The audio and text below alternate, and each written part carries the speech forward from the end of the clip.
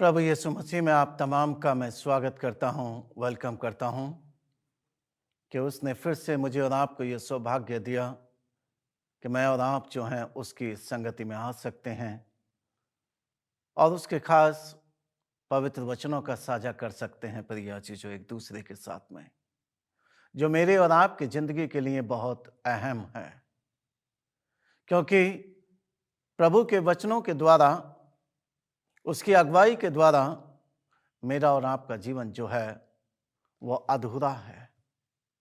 क्यों? क्योंकि प्रभु ने मुझे और आपको ये सिखाया है, एक व्यवहारिक रूप से खुद अपने जीवन से उसने ये सिखाया कि सच्ची मोहब्बत आखिर क्या होती है। प्रिय भाई और बहनों, आज मेरा विषय है सच्ची मोहब्बत, सच्चा प्यार आखिर कैसा है। हम देखते हैं कि आज दुनिया में बहुत सारा प्यार प्राप्त होता है, लेकिन वो मतलबी प्यार होता है। लेकिन जो निस्वार्थ प्यार होता है वो बिल्कुल फर्क होता है। उसमें एक भी बात की छल और कपट की और एक भी धोखेधड़ी की गुंजाइश नहीं होती है। इसलिए प्रभु ने कहा कि जो सच्चा प्यार करता है वो हमेशा फलता और फूलता रहता है। आखिर कैसे? क्योंकि प्रभु ने कहा है कि जो मोहब्बत करते हैं, जो प्यार करते हैं, वो सदैव मुझ में फलते और फूलते रहते हैं। इसलिए आज का जो टॉपिक है वो है एक सच्ची दाखलता। आखिर सच्ची दाखलता वो है क्या? प्रभु का वचन कहता है, एक दूसरे के साथ में जुड़े रहो। जब एक दूसरे के साथ में कनेक्टिविटी बनी रहती है तो संबंध और भी मजबूत होते चले जाते हैं और उन संबंधों में आशीष और बरकतें प्राप्त होती हैं। मेरे साथ में आइए, पवित्र शास्त्र उसका 15 बाब और उसकी 5वीं आयत पढ़ेंगे। यूहन्ना रचिता सुसमाचार। खुदा बाप ने कहा है कि मैं सच्ची दाखलता हूं, तुम डालिया हो जो मुझ में बना रहता है और जो मुझ में बना रहता है और मैं उसमें बना रहता हूं, और वो बहुत फल लाता, क्योंकि मुझसे अलग रहकर तुम कुछ भी नहीं कर सकते। प्रिय भाई और बहनों, मेरा और आपका जीवन जो है सिर्फ और सिर्फ एक महज उस पानी के बुलबुले के समान है जो तुरंत पल भर में फूट जाता है और वो बुलबुला कहीं पर नजर नहीं आता है। इसलिए प्रभु ने कहा है कि अगर तुम मसीह में फलवंत होना चाहते हो, मसीह में एक अच्छा बनना चाहते हो, तो मसीह के दामन से आपको जुड़ना होगा। क्योंकि प्रभु ने कहा है स्वयं कि मुझसे अलग होकर तुम कुछ भी नहीं कर सकते। पहली आयत में लिखा है कि सच्ची दाखलता मैं हूं। कौन है सच्ची दाखलता? खुदावंद यीशु मसीह जो है वो बिल्कुल सच्ची दाखलता है। इस प्रकार से है क्योंकि उसने अपने पिता की आज्ञाओं को जो है पूरी रीति से, बड़ी गहराई से उनका पालन किया, उनका अनुसरण किया है। प्रिय भाइयों और बहनों, आज खुदावंद यीशु मसीह मुझसे और आपसे यही अर्ज कर रहा है, यही प्रार्थना कर रहा है कि तुम भी एक सच्ची दाखलता का हिस्सा बनो। और कहता है कि मेरे पिता किसान है। हमारा पिता क्या है? किसान है। एक किसान के हाथ में उसके खेत की बागडोर होती है, कैसे अपने खेत की वो परवरिश करता है, बड़ी मेहनत और मशक्कत के साथ में दिन और रात उसमें लगा रहता है और सदैव इसी ख्याल में रहता है कि काश मेरी फसल जो है वो अच्छी हो जाए इस वर्ष और अच्छा फल लेकर के आए तो मैं बहुत खुश और आनंद से भर जाऊंगा। प्रिय भाइयों और बहनों, खुदावंद यीशु मसीह एक सच्ची दाखलता है। और वो चाहता है कि जैसे मैंने अपने पिता की आज्ञाओं का पालन किया, तुम भी वैसे ही जो कलाम तुमसे कहता है उन आज्ञाओं का पालन करो, ताकि जब तुम एक अच्छी आज्ञाओं का पालन करोगे और जब मैं अपने पिता से तुम्हारे बारे में बातचीत करूंगा तो मेरा हृदय गर्व से भर जाएगा, उस किसान की तरह जो इंतजार करता है अपनी फसल का।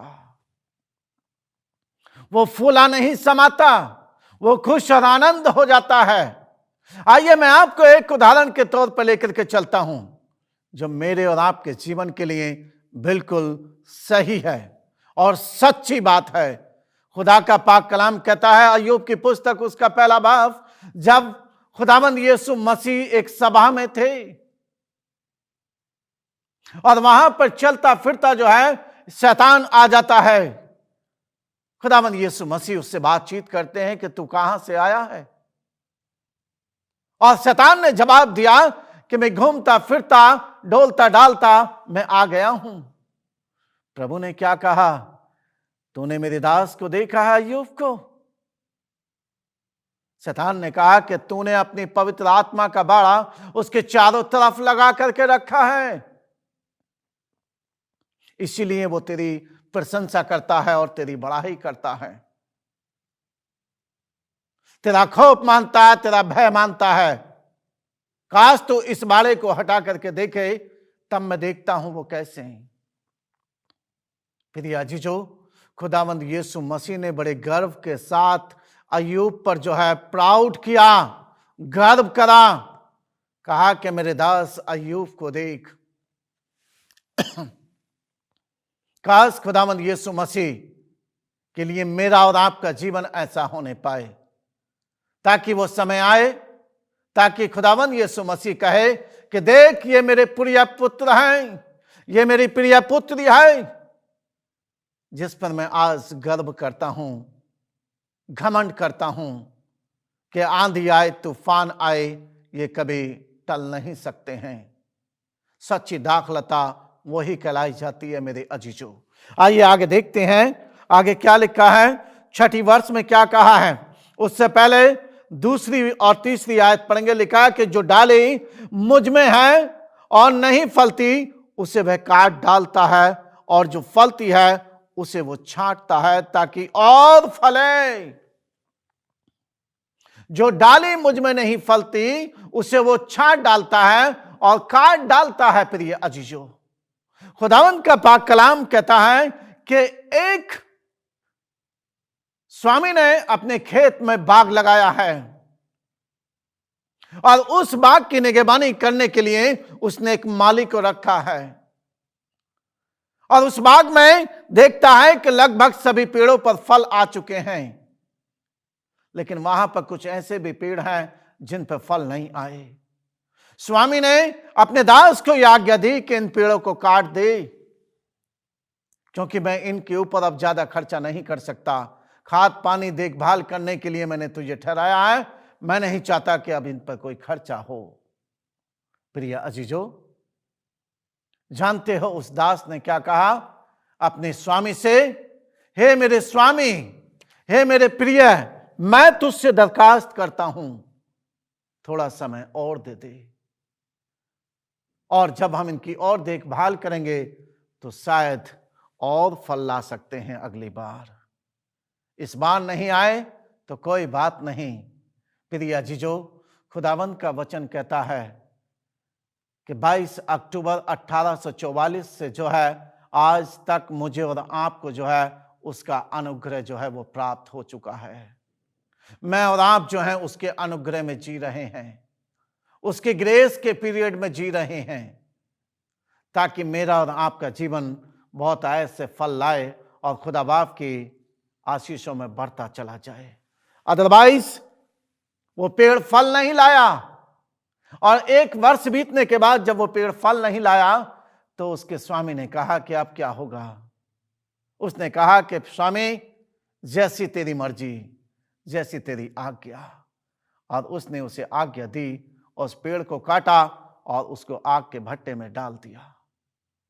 प्रिय अजीजों, क्या खुदावंद यीशु मसीह ने जो बलिदान दिया है, जो कुर्बानी दी है, वो क्या इसी दिन के लिए, देखने के लिए दी है? धिक्कार है मेरी और आपकी जिंदगियों के ऊपर अगर मैं और आप खुदा के लिए अपना एक कदम भी नहीं बढ़ा पाते हैं।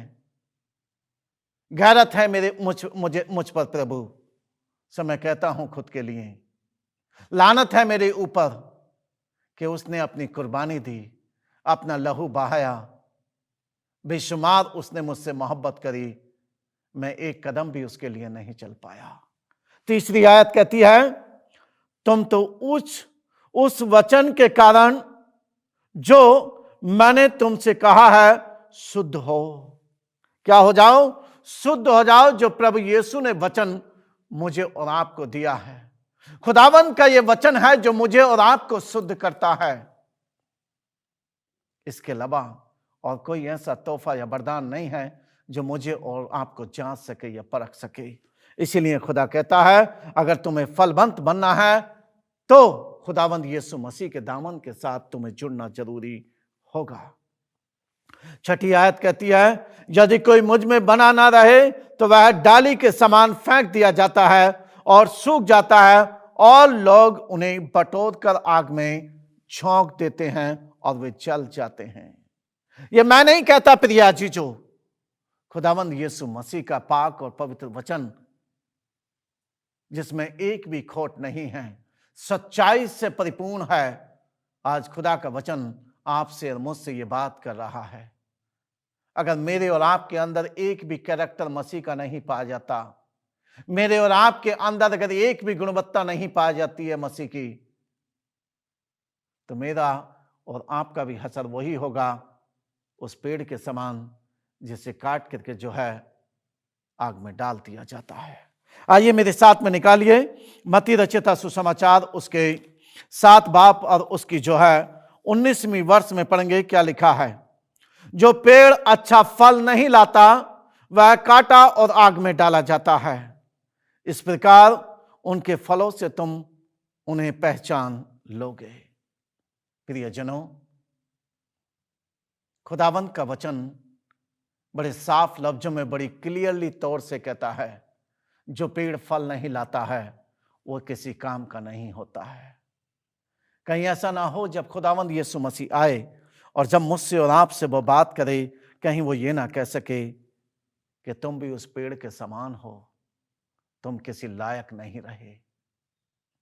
आज खुदा का वचन मुझसे और आपसे जो है दुहाई दे रहा है, बार बार इस बात का करार कर रहा है कि अरे मेरे प्रिय बेटी और बेटियों का अच्छा फल लेकर के आओ। आइए मेरे साथ में निकालिए मत्ती रचित सुसमाचार, उसके 7 बाब पर उसकी 18वीं वर्ष में लिखा है इस प्रकार से कि अच्छा पेड़ बुरा फल नहीं ला सकता और न निकम्मा पेड़ अच्छा फल ला सकता है। ओ वाह, कि अच्छाई जो है वह कभी बुराई में मैच नहीं कर सकती और बुराई कभी अच्छाई में मैच नहीं कर सकती। खुदा कहता है कि आए मेरे लोगों, उस बुराई से निकल करके आ जाओ जो तुम्हें नरक की आग की ओर लेकर के जा रही है, जिसमें तुम्हारा भविष्य नहीं दिखाई दे रहा है। उस मार्ग से लौट करके वापस आ जाओ। खुदावंद यीशु मसीह का जो ब्लड है, जो लहू है, आज वो करा रहा है, लौट करके वापस आ जा। क्यों तू भाग रहा है? हम तमाम जानते हैं उस कहानी को, कैन और हाबिल के बारे में। जब कैन ने अपने भाई हाबिल को मार डाला था और मारने के बाद में वो भाग रहा था और खुदा की आवाज उसके कानों तक पहुंची, कैन तेरे भाई का लहू तुझे पुकार रहा है। और कैन क्या कहता? क्या मैं उसका नौकर हूं? क्या मैं उसका रखवाला हूं? नहीं नहीं नहीं नहीं, ये मेरा और आपका दायित्व नहीं बनता है प्रिया जीजो। मेरा और आपका यह दायित्व बनता है कि प्रभु काश मेरे अंदर तेरा एक भी कैरेक्टर आ जाए, एक भी गुणवत्ता मेरे अंदर आ जाए, तो मैं काश तेरी वेदी को शायद दूर से नमन कर सकूं, मैं तेरा शुक्रिया अदा कर सकूं, तेरा आभार मान सकूं। आइए मेरे साथ में निकालिए मत्ती 7:21 में क्या कहता है। बड़े साफ लफ्जों में यहां पर बताया है, कहा कि जो मुझसे हे प्रभु हे प्रभु कहता है, उनमें से हर एक स्वर्ग के राज्य में प्रवेश ना करेगा, परंतु वही जो मेरे स्वर्गीय पिता की इच्छा पर चलता है वही मेरी बादशाहत में जो है प्रवेश करेगा।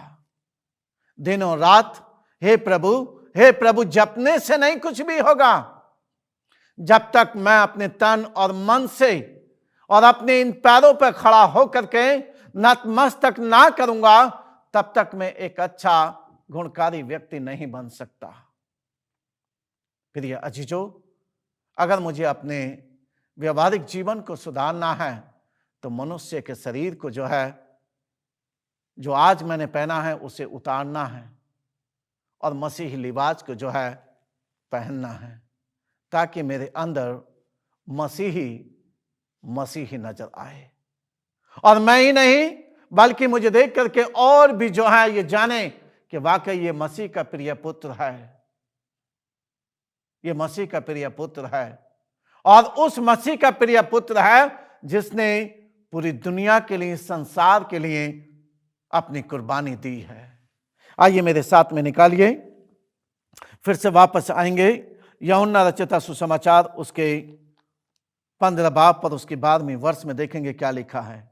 खुदा ने कहा कि मेरी आज्ञा यह है कि जैसा मैंने तुमसे प्रेम रखा वैसा ही तुम भी एक दूसरे से प्रेम रखो, तो तुम एक सच्ची दाखलता कहलाओगे। आमीन। जैसे मैंने तुमसे मोहब्बत की है निष्कलंक, तुम भी अपने भाइयों से, अपने प्रियजनों से वैसे ही मोहब्बत करो, तो तुम एक दाखलता का हिस्सा कहलाओगे और तभी तुम बहुत से फल लाओगे। प्रिय अजीजों, जब तक एक डाली एक पेड़ से जुड़ी रहती है तब तक वो डाली कहलाती है और वो फल लेकर के आती है। जब वो डाली उस पेड़ से काट दी जाती है, वो डाली नहीं कहलाई जाती, सूखी लकड़ी कहलाई जाती है और वो सिर्फ जलाने के काम के अलावा किसी और काम में नहीं आती है। मेरा और आपका जीवन भी वैसे ही है। खुदा कहता है कि जैसी मोहब्बत मैंने आपसे की है, मैं चाहता हूं कि तुम भी वैसे ही मोहब्बत करो एक दूसरे से। प्रिय जीजो, आइए आगे देखते हैं क्या लिखा है। 12वें वर्ष जैसे हमने पढ़ी, आइए हम देखेंगे 4थी वर्ष क्या कहती है, इसकी फिर से रिपीट करेंगे। तुम मुझ में बने रहो और मैं तुम में, जैसा डाली यदि दाखलता में बनी न रहे तो अपने आप से नहीं फल सकती, वैसे ही तुम भी यदि मुझ में ना बने रहो तो फल नहीं ला सकते। प्रिय जीजो, आज मेरा और आपका यह दायित्व है कि मैं और आप जो हैं, अगर एक सच्ची मोहब्बत का हिस्सा बनना चाहते हैं तो मुझे और आपको जो है एक अच्छा फल, एक अच्छे गुणकारी बनने की आवश्यकता है और वही एक सच्ची दाखलता कहलाती है। अदरवाइज एक मसीह कहलाना मेरे लिए व्यर्थ ठहरेगा, व्यर्थ ठहरेगा, क्योंकि स्वामी ने अपने दास के कहे जाने के अनुसार 1 वर्ष जो था फिर से दे दिया था, लेकिन फिर भी वो पेड़ फल नहीं ला पाया। आखिर उस पेड़ का असर क्या हुआ? कलाम साफ लफ्जों में कहता है कि उसे आग में डाल दिया और जला दिया गया। इसलिए प्रिय भाई और बहनों, इससे पहले कि मेरे पास और आपके पास वो समय आए कि जब मैं और आप खुदा के सामने खड़े हों, कहीं वो ये ना कहे कि सिर्फ और सिर्फ ये लफ्जों से मेरा नाम लेते हैं, तन और मन से जो है मुझसे मिलो दूर रहते हैं। क्या खुदा की मोहब्बत ऐसी है? क्या प्रभु यीशु ने ऐसा प्यार दिया है? क्या प्रभु ने इसी दिन के लिए अपनी कुर्बानी दी है? क्या खुदावंद यीशु मसीह ने उस कांटे भरे ताज को जो है अपने सर पर इसीलिए पहना है?